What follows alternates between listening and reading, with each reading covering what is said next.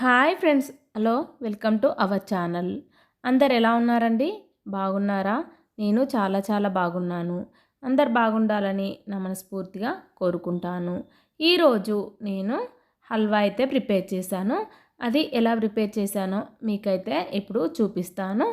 ముందుగా ఒక 6 బ్రెడ్ స్లైసెస్ని అయితే నేను తీసుకుంటున్నాను. వాటిని సైడ్స్ మంచిగా కట్ చేసుకోవాలి. ఇలా కట్ చేసిన తర్వాత వాటినైతే ఒక్కో బ్రెడ్కు 4 పీసులు అయితే కట్ చేసుకోవాలి. కట్ చేసిన తర్వాత ఈ మిగతా పీసులు ఉంటాయి కదండి, వాటినైతే పడేయకుండా మనం ఒక బాక్స్లో వేసి స్టోర్ చేసుకున్నాం అనుకోండి, బ్రెడ్ క్రమ్స్ అయితే తయారు చేసుకోవచ్చు.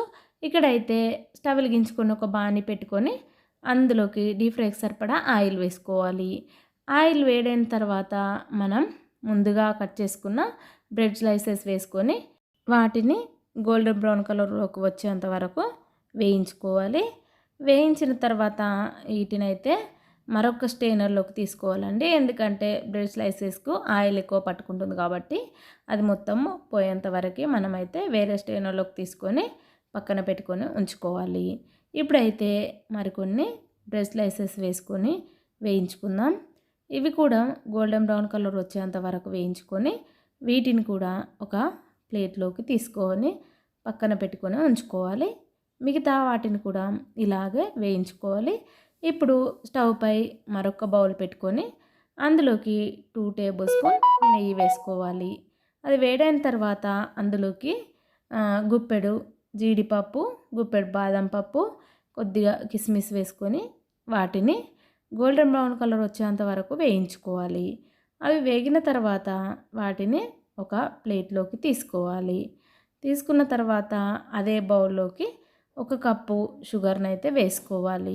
వేసిన తర్వాత అందులోకి 1 కప్పు వాటర్ వేసుకొని వాటినైతే షుగర్ పాకం పట్టుకోవాలి.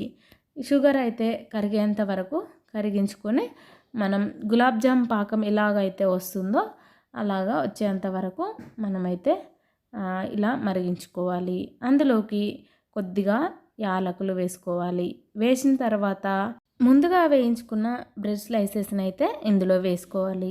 వేసిన తర్వాత వాటిని ఒకసారి మంచిగా కలుపుకొని వీటికి షుగర్ పాకం పట్టేంత వరకు మంచిగా కలుపుకుంటూ ఇలా మనమైతే హల్వా ప్రిపేర్ చేసుకోవాలి. ఇలా బ్రెడ్ స్లైసెస్కు మొత్తం షుగర్ పట్టిందనుకోండి, హల్వా అయితే జ్యూసీగా చాలా టేస్టీగా ఉంటుంది. ఇప్పుడైతే ఇందులోకి 1/2 కప్పు కాచి చల్లార్చిన పాలను అయితే వేసుకోవాలి. వేసిన తర్వాత ఇప్పుడైతే మంచిగా ఒకసారి కలుపుకోవాలి. కలిపిన తర్వాత ఇప్పుడు కొద్దిగా సేపు హల్వానైతే మంచిగా కలుపుకుంటూ ఇలా ఉడికించుకుందాం. ఇప్పుడైతే చూడండి, పాలంతా ఇంకిపోయాయి కదా. ఇప్పుడైతే హల్వా కూడా రెడీ అవుతుంది.